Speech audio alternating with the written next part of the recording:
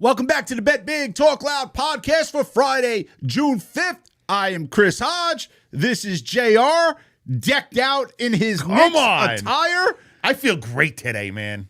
I really do. I came in today You're pumped. a front runner. I don't care. I told you last week. I hopped onto the bandwagon. They got me on a sled on the back like it's snowing out. I'm skidding. Listen, so I don't care. What was it? A couple months ago, not even, you asked me what was the odds that the Knicks would even come out of the East, and I went zero.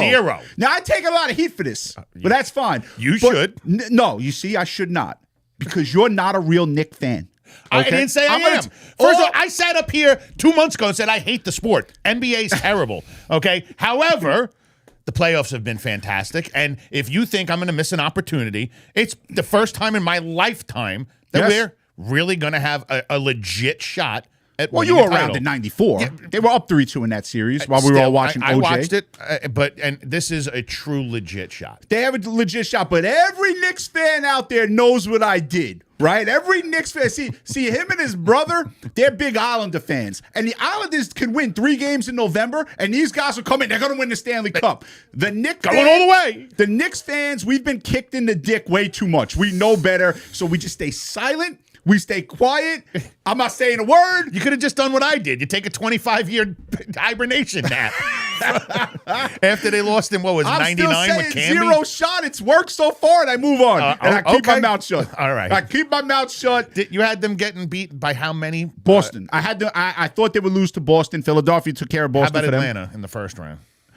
You know what? Yes and no. Yes, because I don't trust the organization as a whole, but this particular basketball team, they've been fun to watch. Holy cow. They've been fun to watch. They've got me changing my mind. I might actually watch a lot of NBA. They've been fun year. to watch. They really do. Let me get to something else that I took heat for. And I took heat for this because of him. I took heat because of him. Let me give you the story. So last year we're on radio, not even on a podcast. We're on radio, Sports Investors Daily, every Saturday and Sunday. And this man, JR, asks me a question where if there was a car that was submerged in water and there was a stranger to me woman and a stranger dog in that car, and I was able to save one of them, who would I save? It's a no-brainer. Okay, we'll get to that. Without even thinking, I chose the dog. I stand by the dog. I took heat for it. Chris, you don't care about human beings. Bunch of wackos on the internet agreeing with you. Yeah. All right, well, hold on for a second, right? So I heard, Chris, you don't care about human beings. I don't know why anyone thinks that's a knock. I'm looking right in the camera. No, I don't. I hate you all, right? So I really don't give a fuck who you think you're insulting. Doesn't matter to me. Anywho, I took some heat for it. And then what happens this past week? Now, there's been reports that this story isn't true. But did you see the people that were dumb enough to get themselves stuck on a roller coaster? They weren't dumb enough to get themselves stuck. They got stuck. They were dumb enough to go on a roller coaster. They got stuck. So you don't do Blame roller coasters either. Fuck so 'em. Do you do any rides? No, I can't do roller coasters due to the head issues, the concussions. I can't do it. Before that, did you do it? I did like roller coasters. They were fantastic. They were now great. I just got to the point where I'm too old. So anyway, a group of people get stuck. The firefighters got to go up 1,000 feet, however high, to rescue them. Risk their lives. And now there is a story coming out that someone is suing because she felt she was touched in an inappropriate way. Come on, now, man. That story has been out there. Galveston, that's where the city it took place in, is saying that is a false claim. But I don't believe the false claim shit. Like, if there's smoke, there's fire. And it would make sense that a bitch of a person who's about to plummet 1,000 feet to her death would sue. So this is why you saved the dog. Even if he grabbed her by the titties to save her. Doesn't matter. And pulled her up. Yeah. Like, held onto a nipple just to get her in. Is that inappropriate? All right, He's saving her life. I agree. Here's why. How about the guy that owns the dog suing the fire department? Here's why I would always save the dog. You don't worry about a lawsuit, and you have a friend that loves you forever. I would let the human being splatter all over the ground in 1,000 different pieces before I would let a dog do that. Stranger. Even if I knew I was going to get sued, I'd still save the human first. You're a schmuck.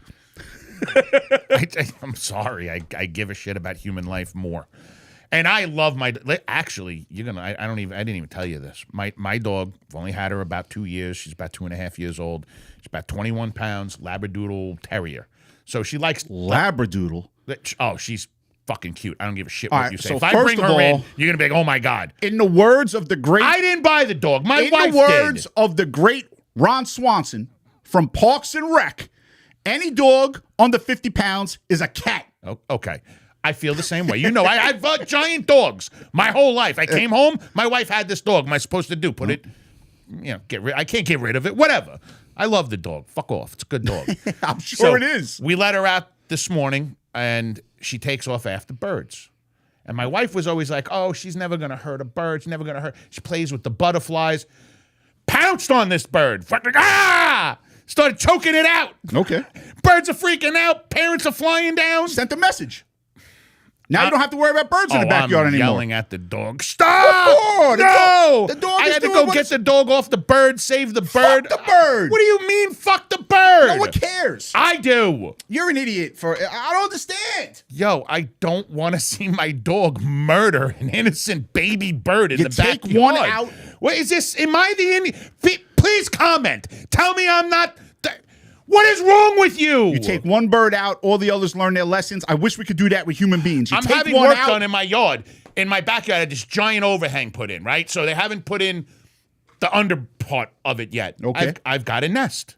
Beautiful homing pigeons. Well, not pigeon, doves, whatever, morning doves. Red breast, fucking gorgeous. And they're in there.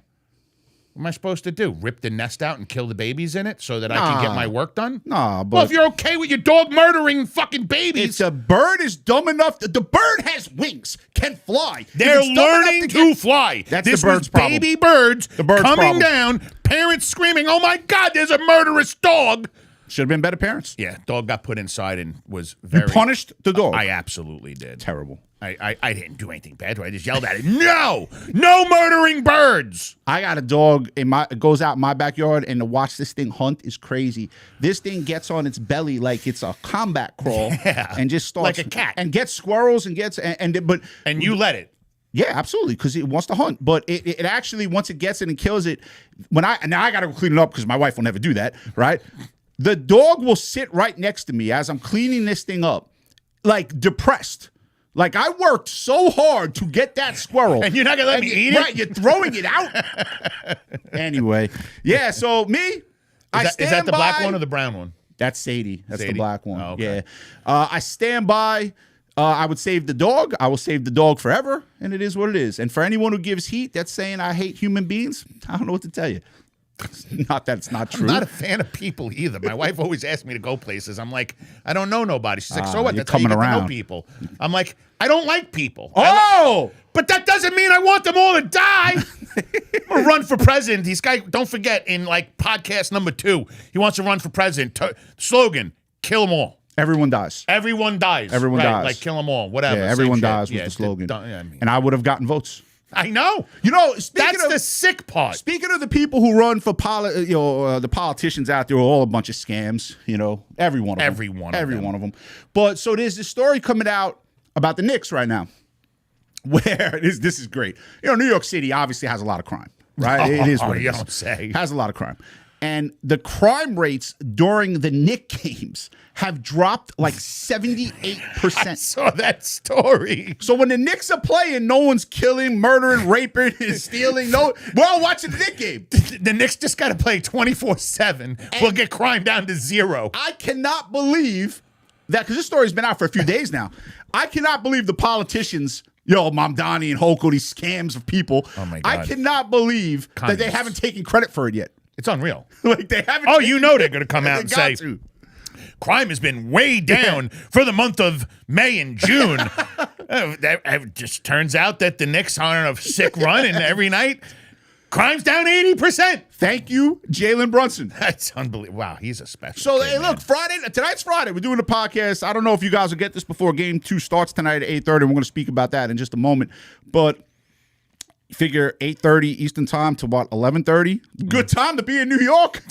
You don't have to worry about any crime. You can go out, have some fun. Maybe go down a dark alley. You know what I want to know? You know what I want to know, right? So it says the stat was 78%. The crime is dropped by 78%. What fucking idiot out there is in the 22%? Like, why are you not watching the Knicks? I was just going to say, can you just imagine? Why are you not watching the Knicks? Think about it. 80% of criminals watch basketball. Correct. It's fucking insane. Fuck the other 20%. What are you doing? Why are you doing it? I can tell you, those are the soccer fans. Well, you got the World Cup starting in about a week. So we're going to have crime down to 0 if the Knicks end the World Cup. Man, this is great. But I'm reading that stat. I'm like, God, you killing me. Man, if I was the judge, I'm like, wait a second now, hold on. You went out and robbed during game 2 of the Knicks game. Put this motherfucker away. He's gone. 25 to life. Stick a gum. This guy's an idiot. But it should be obviously the Knicks. I took offense, not personally, just at the overall notion. All these things coming out about game 1, and they're all saying the Knicks stole game 1. I did not. First of all, I hate when that is said, right? I did not believe the Knicks stole game 1. Absolutely not. The Knicks took game 1.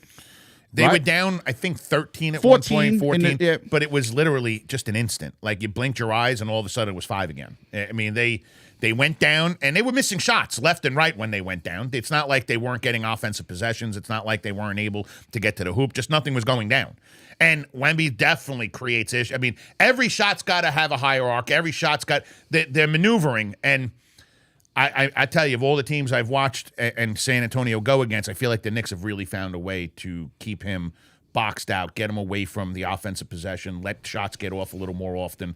So, for me, I think the Knicks they're better coached right now. They've got better strategy, and they definitely have better athletes. But there's no doubt San Antonio is the best player on the court. So, the thing with Wembanyama, in the last series against OKC, he was basically guarding Hartenstein. Yep. Right?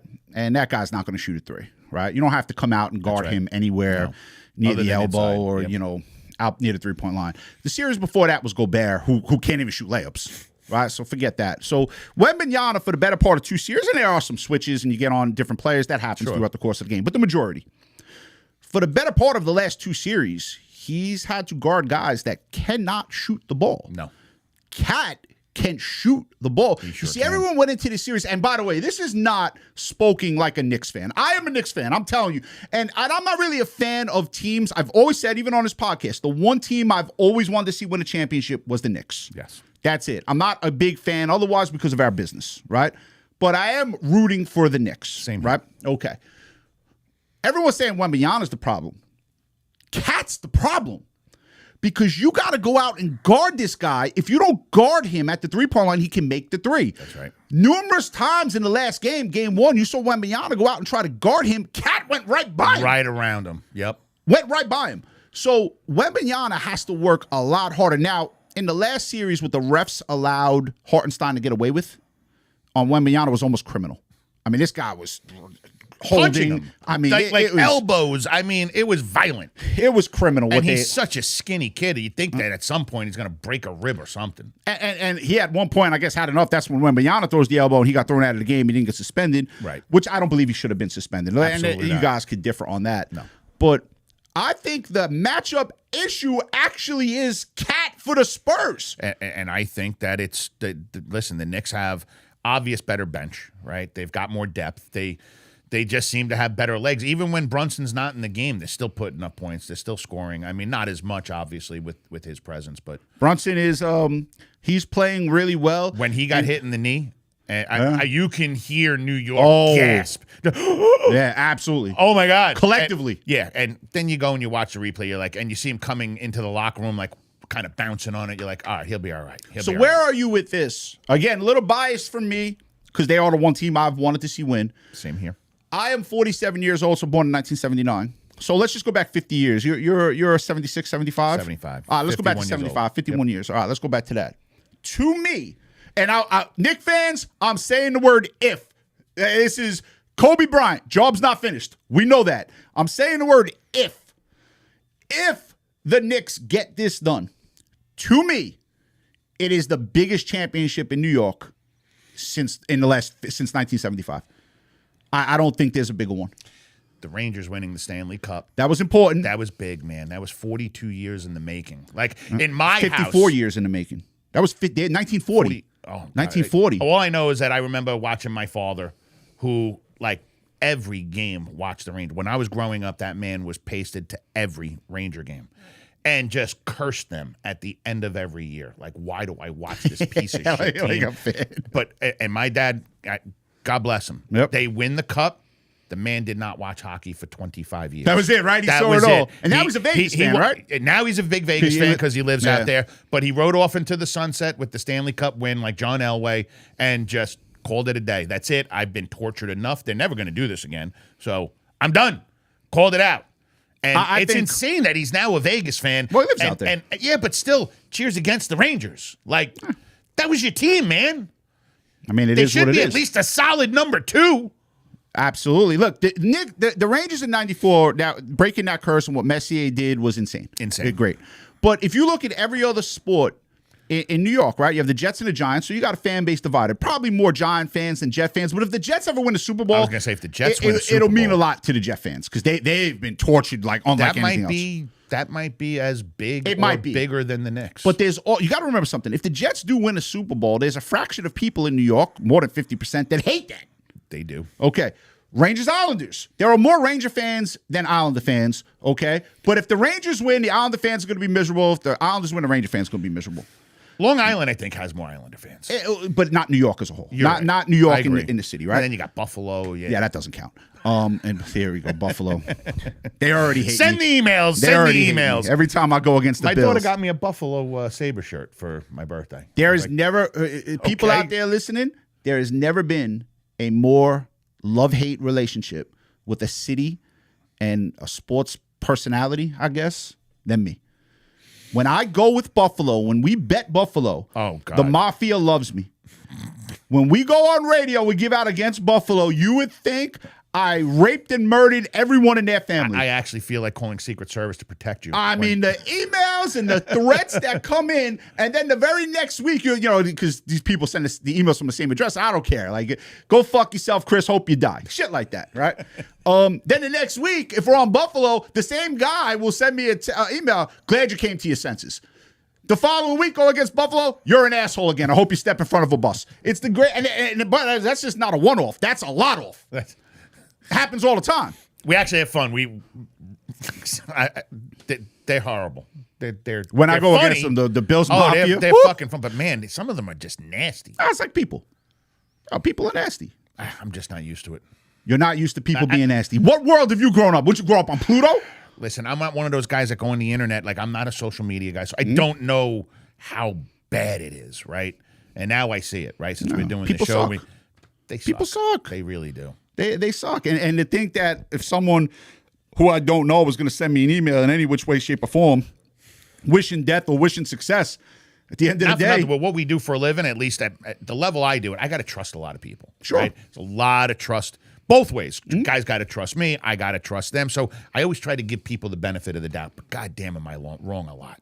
Yeah. People do suck. At the end of the day, I'm like, people just suck. Yeah. I mean, and look, for all of the customers that we have, you know, we truly try the hardest we can to make sure, you know, people are doing okay. Always. I mean, we've really put our heart and soul into it. I take it hard when I lose a game or if I have a bad day. I take it probably much harder than I should. Yep, agreed. But, you know, the whole thing here is, you know, if you look at what's going on in society right now, there's such a difference of opinion. And it's not a political podcast. We're never doing that, right? But it's still a divided country right now. It's a divided country, but you're just used to it, right? Like, so if someone like the Bills Mafia, and listen, the Bills Mafia, now I want you to know something, right? I am rooting for you guys to eventually win a Super Bowl. I mean, you guys have been tortured. So I did a podcast to really, you weren't a part of this, to really set off the people from Buffalo, right? Like, I just decided to go fuck with you guys, right? So the podcast was actually named God Hates Buffalo. It's still up. You can go watch it. What was it, a short? Yeah, it was a short. Yeah, quick, like 5 minutes, whatever. And I just listed the losses that they had, and you cannot tell me that a superior being actually likes you people. Not even including They the have 9 ice feet in of their snow, veins. That's right? why. I don't know. Maybe because they're all frozen in the fucking brain or something. But I'm rooting. If there was a fan base that I would like to see win because of the torture that you've gone through, it's Buffalo. I have no problem. And Josh Allen, by all intents and purposes, Love the guy. is a good human being. Fantastic guy. So I would love to see him win. But going back to the point, What is it that they just can't get they can't win a Stanley Cup? They can't win a fucking championship? what do you mean? What is it? I just told you what it is. God hates them. I just said it. So if the Knicks win, no one cares about the Nets. Like no one, right? No one in New York cares about the Brooklyn Nets. They're still New Jersey. This is how fucking stupid Kevin Durant is. He actually went to the Brooklyn Nets thinking someone gives a fuck. No one gives a fuck. Like no one gives a fuck about your Jay-Z 2 titles. was a part of it. Like, right. No one cares about your 2 titles in Golden State. No one cares, right? When you win in New York, it's different, okay? No one cares about the Brooklyn Nets. The Knicks are different. So you have every other team, Giants and Jets, divide. Mets, Yankees, divide. Okay? Rangers, Islanders, divide. Everyone loves the Knicks. It's true. So if the Knicks win, to me, it's the biggest championship in my lifetime. It's also the most surprised. No one expected it. This came from left field. So now, 12 straight wins of That's crazy. plus 10 points or more? 7 straight on the road. It's insane. It's an insane number. And there's not, I mean, you could call Jaylen a superstar, but he's not that superstar, right? Like Jokic, But he's going to be. He will be. If they win this title. I agree. He's going to be. No one expects, because every team that wins over the last 15, 25 years has all got some type of superstar on the team, whether it was Steph Curry, whether it was Kobe Bryant. I disagree. Shaquille. I disagree. I think, is he a top 5 player? He's not, but he's a superstar. And you know what? There is a When I say super, I'm talking about the guy that's grabbing all the spotlight, like is all over the news. We'll let him win this. We've been saying. I say he's the best point guard in the league, in my opinion. If they win this, watch what happens. The thing to me, right, with Jaylen Brunson, and there was a reporter. I believe the reporter asked Josh Hart this question, and it was a phenomenal question. Usually these media fucks are so stupid. They're just the questions they ask are ridiculous. But this guy asked, he goes, everyone seems to think they're better than Jaylen Brunson until it's time to be better than Jaylen Brunson. That is a phenomenal way to put that. Because I'm used to the days. I remember Starks missing. I mean, I think he was 1 for 19, 2 for 19. 2 or 21, I think it was. Insane. It was ridiculous. Like just missing. This guy turns it on. It's crazy when he needs it. Like fourth quarter, last 5 minutes, just raindrops. It's mind blowing. And then you listen to the overall stupidity that goes on in life, right? And look, Draymond Green knows more about basketball than you and I combined will ever know, right? He's a great player, a great defensive player. He's a championship. He's a champion, 4-time champion. But some of the things these guys say, I swear you guys, just come out and say you're doing it for clicks. I'd respect you more, because this fucking idiot comes out and says, I don't think a 6'2", 6'3" guard could be a championship. You play with one. Steph Curry is that guy. Why would you say You play with the guy. He's going to be a first ballot all-time Hall of Fame player. One of the greatest players. You've won 4 championships with him. Don't tell me you can't win with a small guard. You live with one. Oh, my God. I didn't mean, even know you he said saying? that. It's one of the dumbest things you could possibly say. It's ridiculous. It's ridiculous. I don't get it. And that's why I would, not just from a fan, I would love to see Jaylen Brunson shove it up everyone's ass. Everyone's. Listen, he just seems to be calm, cool, collected. He's playing unbelievable basketball. But they got to close it out. They do. And listen, tonight, the win on the road, game 1. Great win. That's so fucking hard to do, man. So let's talk about this, and then we'll segue over to the NHL, which was, by the way, a great game last night. Spurs were -5.5, 4.5, 5.5 in game 1. Knicks obviously went outright. Total was never in doubt. That game was always going to stay below the number, which I believe. I gave out the under. I think it was 216.5. It started at 218.5, started coming down. Told my buddy, I'm like, the only thing is the under's a lock. He goes, are you crazy? They score 130. I'm like, yeah, now 9 days off. It's a lock. Yeah.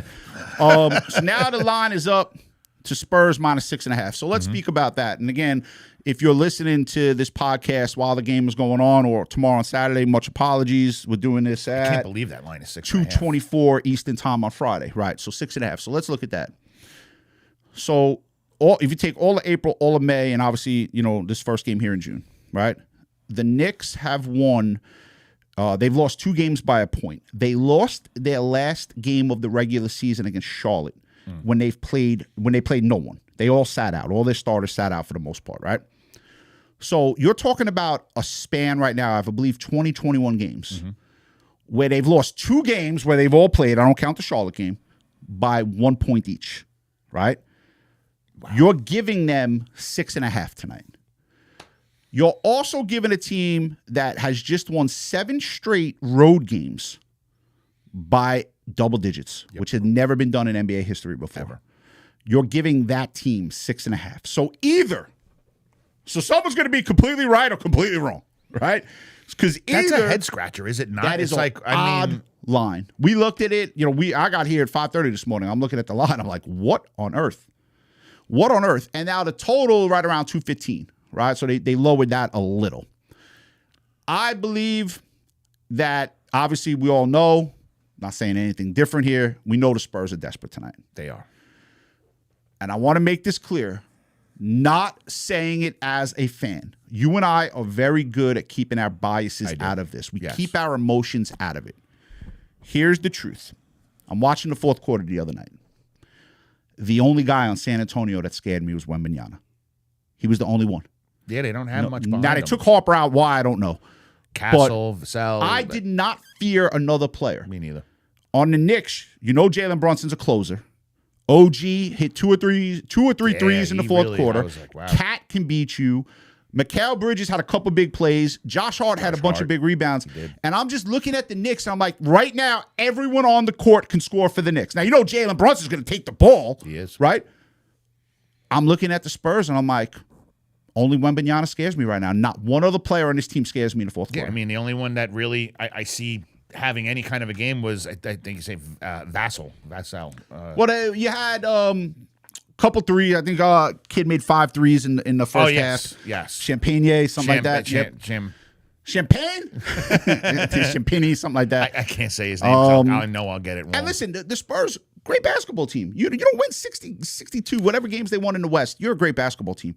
And by no means are we saying the Knicks are going to walk through this series. We are not saying that. All I'm saying is, when I was watching that fourth quarter the other night, if it wasn't Wembanyama, I didn't believe anyone else could beat me. I still don't understand the point spread of 6.5. So it's odd. And they bring the number on the total down. And then, and we gave this out. So here's what we did. And if you're a bunch of customers, you know this, right? The Knicks to start the series, I believe it started at plus 173, got as low as plus 160. Right. We had a lot of people bet the Knicks. Yeah, we had a lot of people bet the Knicks in the series. Yes. Right. So, and we mentioned this a couple weeks ago with series bets, and if you think a team is going to win, you could hedge out. So, if you put 1,000 on the Knicks at, let's say, plus 170, sure, $700. Well, the Knicks are favored right now in the series. The Knicks are minus 127. The Spurs are plus 107. So you can come back with 1,000 on the Spurs at plus 107. You have a free bet. You have a free bet. You're either going to break even, make a couple bucks, or you're going to win $700. Correct. No risk. None. That's what we talk about in our particular business. That's a hedge. Yes. I mean, you always want to put yourself in the best position, right? Yep. And we did give out the Knicks. I gave out the Knicks as a series bet. I tell you, I wouldn't hedge it right now. I really wouldn't, unless you really want to guarantee it, because it's such a small amount that you're going to make. Obviously, yeah, but it's risk-free, though. It is risk-free, but you got such a good shot. I mean, I believe that the Knicks lose tonight, you lost your opportunity. You may as well do it tonight, and then you can get rid of it if you want to, right? The Knicks lose tonight, you lose the opportunity, because now the line's going to go back up to Spurs minus 150. So you lose the opportunity to make it risk-free. And you and I spoke about this even during football, because I know that we had a lot of tough games in college this year where we were up big, didn't sell, could have bought out. Yep. And I've never been a big believer in the buyout, because I feel like if you buy out, let's say even half the time, well, now you got to win twice as much, because you're taking half the money off the table. But if you lose one of those games you're not supposed to lose, it's a change. You put 10,000 on a game. That's why the number's got to be 75, 80%, and you should not do it every time. So I disagree, but you handle the money more than I do. My number would be 60%. 60% out, I go. Every time? Every time they're up 60%, if I'm up, you're out. Yeah, because... So now, then the big question is, are you getting out on the downside? No. So if they're losing and you can get back 40% of your money. I stay with it.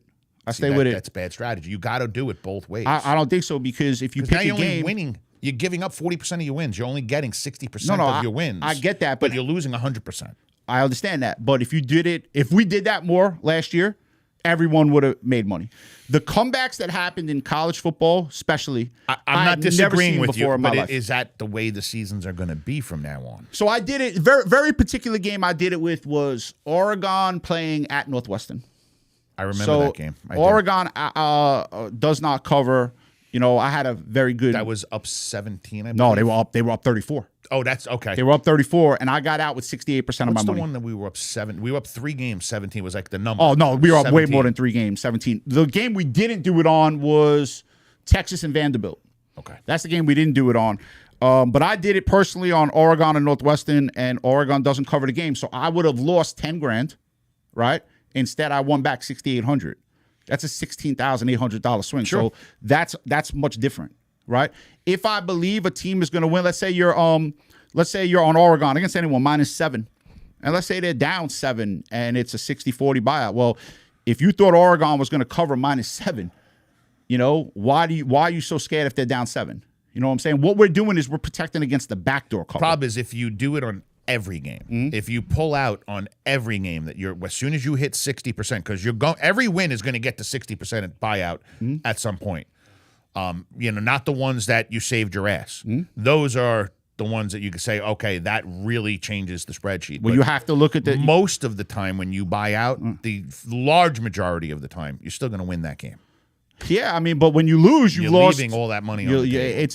Listen, they give it. Look, we talk about this, right? When you're betting, I think it has to be situational. Okay, when you're betting, the house has basically every advantage. Of course they do. The only time in sports betting, and I'll have this argument with anyone out there, whether you're in my industry or not, I have this argument. The only time in sports wagering where the house does not have an advantage is if you bet one game a year for $10,000. It doesn't matter what that game is, right?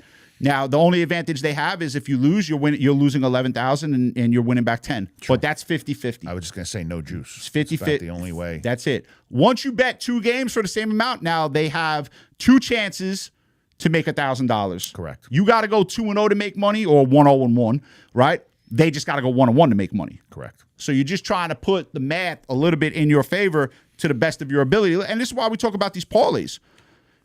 Guys bet a 3-team parlay. Let's just say it's all -110. The true odds on that are 8-1. Sure. They pay you 6-1. Promise, you're going to have a lot of situations where you're an underdog. Let's say you're +7 in a football game and they score the first touchdown. You're going to be off at 60% of your money in the first quarter. Take it. You're out. Guaranteed money. Guaranteed money, man. So we say this all the time, and our customers out there listening might scratch their head at this, but we believe in it. Our job isn't to win. No, it's to make money. Right. I want you guys to understand that. Our job is to make you guys make money. Yep. That's all we care about. It's true. How we do it, we don't care. That's all we're trying to do. We're sitting down. I mean, Saturday morning, we get here at 5:30, 6 o'clock. 5:30 in the morning. I mean, the research that's going on, the hard work that we put in. That's not included what we did the night before. Absolutely. my wife gets some of the group texts that start going off at like 1:30 in the morning. Me and Mike, she's been with me 30 years, and still, every year, it's like, what? Why do you have to stay? It's like, how do you not know this after 30 years? You know what it is? There's that break in the summer where they get to have some of our time, right? Yep. And then all of a sudden, it's like, hey, Not back to getting our football. time. And it's like, the family, sorry, I love you, but you don't exist right now. Yeah, I'm way too tied up. So- Got too many clients. We got too much going on. My joke to my wife, she knows this. Right around the middle of August, I've said it to her for 25 years. See you in April. See you in April. See you in April. I don't want to hear about Thanksgiving. I don't want to hear about Christmas. I'll give you Christmas Eve. Now, we are opposite on that. I know you're like, I like Thanksgiving. I like the family coming over, and I know you don't. I am enjoying the Knicks, though. I got my niece and her boyfriend. They come to my house every night with their son to watch the Knicks game. I love it. So there is someone you like. My niece's boyfriend is a good kid. Okay. Right. It's nice to hear he's human. He is. He's a good kid, I'm talking too. about you. Oh. You're human. Man, I don't Your human is showing. I don't hate everyone. Just almost everyone. Just almost everyone. Just can't stand, man, people. So Knicks, San Antonio, game 2 tonight. Spurs 6.5. Again, I'm not going to give you a prediction on it because by the time you see this podcast, game will be over anyway. But I do think the Knicks are going to win the series. Sure. I do think they're going to win it at minus 125 right now.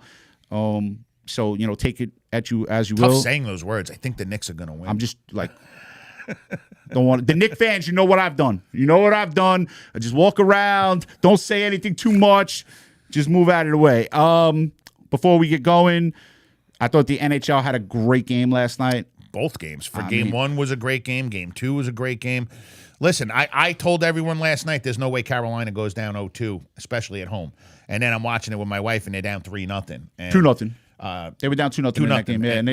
And I'm like, we ain't got a shot in this. And then they scored 3 in the third. And by the way, they're down 2-0 with 10 minutes to go in the game. A little bit. They scored 3 goals. Go up 3-2. And Vegas scores late. Before they could even celebrate, Vegas scores. Yeah. They took Hart out of the net within, 12 seconds of having him out of the net. They put pressure on, scored another goal, tied it up. Carolina gets the win in overtime. But I mean, Vegas is playing. Listen, I watched that team live before Tortorella was there. I thought they were slow. I thought the goaltending sucked. There was so much detriment to that. And now I'm watching. It's like a different team. Tortorella's a good coach, man. He's fantastic. He's a good coach. And he's really riding the momentum. Yeah, he's a good coach. They're still slow. Okay. They're huge, though. I mean, Vegas is a very big team. They hit harder. They hit more. But they're slow, and Carolina needs to take advantage of that. And so Carolina's deeper. They're suffocating. They're faster. So Carolina minus 135 to win the series? I still like Carolina to win the series. But again, you got so much more experience on Vegas. It's insane. But Carolina, they have gotten the monkey off their back again, and I really... Listen. Hard to go against a hockey team. They've lost 2 games in the playoffs. Hard to go against a Vegas team that was just 5-0 against Colorado and Carolina, the 2 best teams in the league. I know. I am. Listen, hockey is not my thing. Never liked the sport, to be honest with you. Even though I had a son that Vegas played. has the advantage right now, having obviously more home games. Me personally, I would have leaned towards Vegas. I think they're like plus 110 right now. This man knows far more about hockey than I ever will. He watches it. I do not. I don't really care much about the sport, but last night was a good game. It was. Yeah, last night was a good game. As long as Brenda Moore can get them doing what they need to, like they did in the third period, I think they're going to come. They got to steal a game. Obviously, one of the next 2 games. I mean, they got to win one on the road. They have to steal one of these games. Yeah, they got to. Yeah, if they come back down 3-1, that series is over. Agreed. And just like if the Knicks win tonight and the Knicks go up 2-0, I would say that series. I don't think the Spurs are gonna because Monday night, and that's why that line's 6.5, right? I mean, like a home team going down 2-0 is pretty rare. Listen, they could win tonight, and not cover. They could, but that overall, what's going to happen Monday night in New York is going to be crazy. I know you think it's going to be like it's going to be crazy. First of all, just go on StubHub. Look at the ticket prices. Let me ask you a question. So we were talking about this.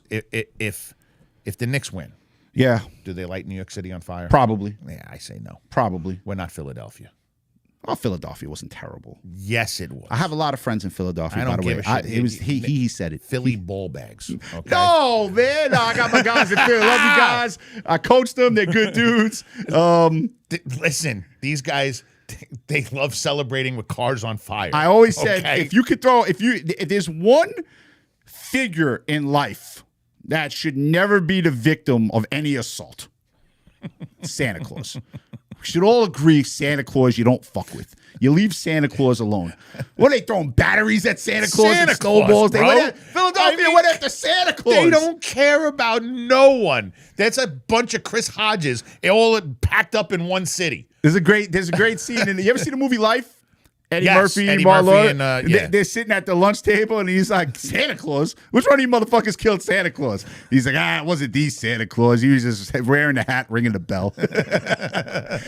Guys, hope you enjoy listening to the podcast. We were working on having former UFC champion Matt Serra on. We were supposed to have him on today. We just couldn't match up the schedule. Next week, UFC is doing the The White House on the lawn. Yes. Forget what that's called. That's going to be cool. That's going to be awesome. It looks like a really good card. Also trying to line up Darryl Strawberry, just trying to work out the logistics of the timing and everything. Yeah, we'll get him on. We got some big names lined up coming for the football season. So, guys, hope you enjoy listening to the Bet Big, Talk Loud podcast. My main man, close it out. Come on, guys. We got another big Knicks game. We've got hockey. Let's go out there and make some money. Have a great weekend, everyone.